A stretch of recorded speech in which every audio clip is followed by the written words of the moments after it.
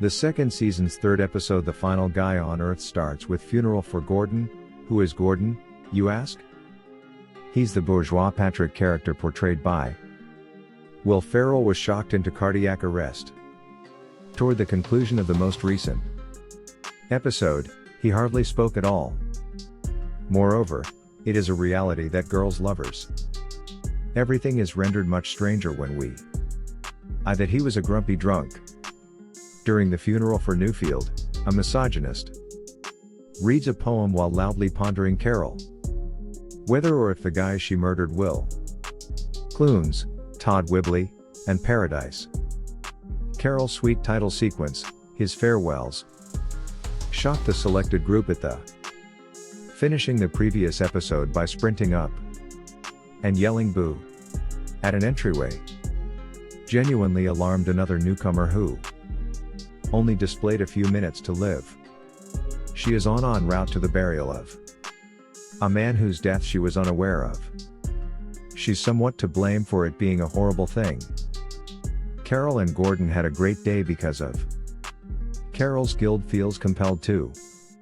She is unable to talk at its wake, even recall his name, and embarks on an ramble on how she formerly resided near a funerals for a man called Jordan are often locations where the friends and relatives of gathered to speak positively and to relax, consider some amusing recollections. Carottle doesn't even have a slight amount of discomfort. Should look for a funny story to tell her. Uncomfortable stumbling is sufficient to make the Todd doesn't turn the funeral into a big joke. Make the relationship sadder when he erupts into a really real Terry interpretation of Jim Cross in the bottle for a theoretically effective performance. Should be tragic, but is instead. The award for was ridiculously funny. The award for funniest on-screen burial goes to The Memory of the Last Guy Survives when the party travels to Gordon's house on the beach. A mansion with 13 rooms where they've all lived. After they first met, Gail, who was frequently hooking up with Gordon, lists numerous negative things about Gordon, like his prejudices that are discriminatory and disrespectful to race. And before everything else, his bodily odor. All the negative things disappear when someone smells death oh so often. Like garbage is a girl's nice memory. Carol is moved and decides to inform them, in the hopes that they'll believe Tandy is dead.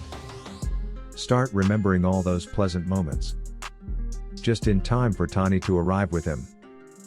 Miraculously bringing the dead back to life is which Carol is equally a horrible concept.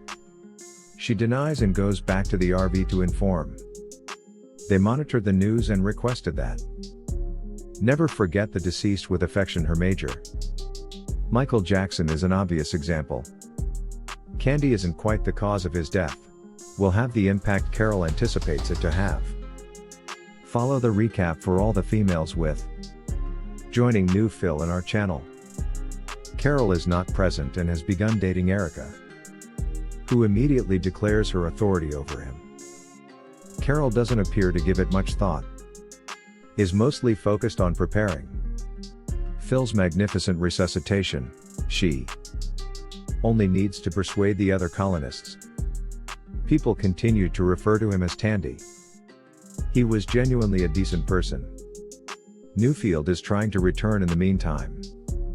Erica, Carol and Carol are no longer together. Two has made Gail and other people hostile. Who is still watching her for murder? Gordon, in a way, it seems as though Carol is either affected by Phil Tandy or maybe she is guilty because of. Regardless of the relationship, she appears less at handling the less capable colonists with ease. To ingratiate oneself with the ludicrous hokey, constant annoyance of lifestyle. Nonetheless, Carol, as always, is brave in her ideas. To reveal the huge surprise of the episode. Despite this, confectionery is still very much alive. The entire thing reeks of bad planning. Carol's pursuit of her goal too. present Tandy to the group once more. Such irrationally optimistic and so utterly ignorant that it's difficult not to support her and her foolish scheme. No.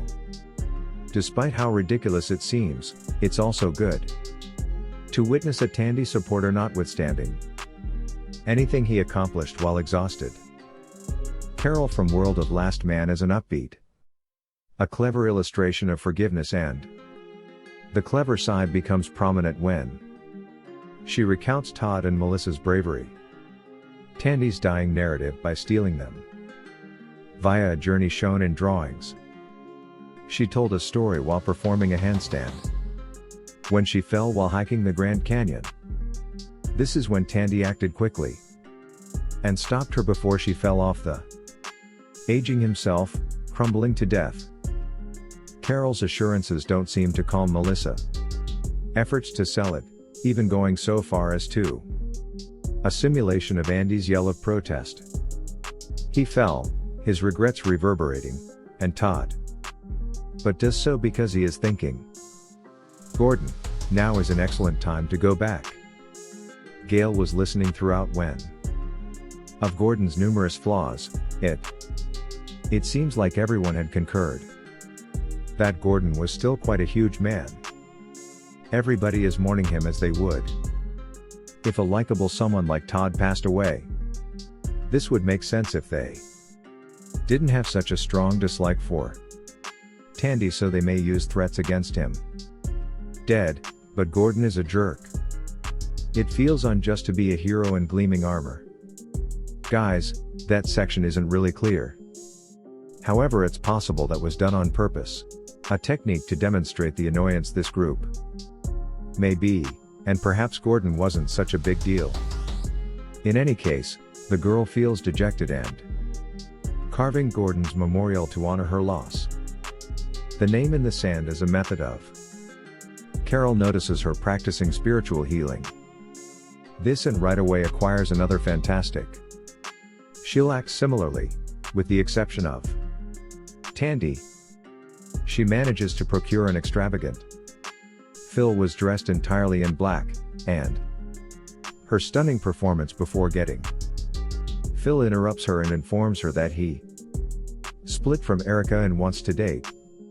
He ends his proclamation, her forever, by removing her veil as an act of love, momentarily putting a kiss on her that appears to have been created by a deity. Carol's lone objection to her wedding fantasy, or if she is, she's participating in it.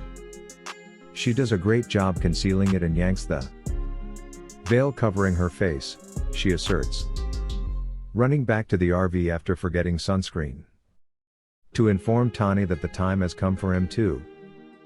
Carol resolves to show himself as a life, to deliver the message in the midst of surprise, Gail's CPR session. Carol broke her pledge to Tawny, which has everyone angry, that they would leave if this didn't work. Go back to selecting and never bring up the. Therefore she is devastated that they'll actually need to take action. That Candy is also saddened. Heard everyone talking about all the things about him that they disliked, and stops while wearing a while enduring the agony. He was wearing a tuxedo under his Muppet hat.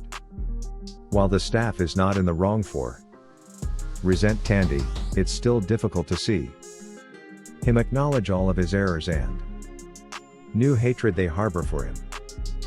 Watching him sob uncontrollably is similar to observing a little child sob after having experienced bullying in elementary school. A manner, but unlike a young child in. He brings a pistol to elementary school and goes to the residents in the hopes that pointing, they'll be shot in the faces with a handgun. Having heard his apologies, it is not a good idea. Number 100 in particular, since the moment he entered just as they were getting ready after Carol, to offer him a second opportunity, told him about his unselfish nature. Fortunately, Phil has no plans to be late. This doesn't justify the act of shooting somebody. No longer waving a pistol at people. Fine, However, it alters the scene a little. Slightly less terrifying, he just uses it as a gadget to hold them together while he offers apologies and accolades to each of them in an effort to establish saying he is a new Tandy, which is sort of true of Sweet at times, such as when he lauds Todd for being a terrific buddy. Up until you realize, oh, right, he is holding a pistol and behaving a little strange, comparable to a heartless psychopath and his chaotic monologue by somebody who is instructing anyone wants to speak up and raise they were about to give you their hands before. Give it another shot, you stupid donkey, Carol says in an Emmy-worthy irate tone. Tandy is a complete moron, which is why the gang imprisons him, which is fun in. The final men on Earth are observing how the few remaining people on Earth remain and ignore social conventions in a world where without a civilization, in essence, and this incident was a perfect illustration of how things in this do and don't vary. Life after the end of the world is still formally. Recollect the bed where they provided a service. However, deter a possible shooter by. Just now, everything are favorable for locking him up. There is no 911, it's a little more private. No funeral home to establish decal. Every layout is quite literally. Independently, a reality that is both difficult and fortunately for us viewers, amazing, amusing.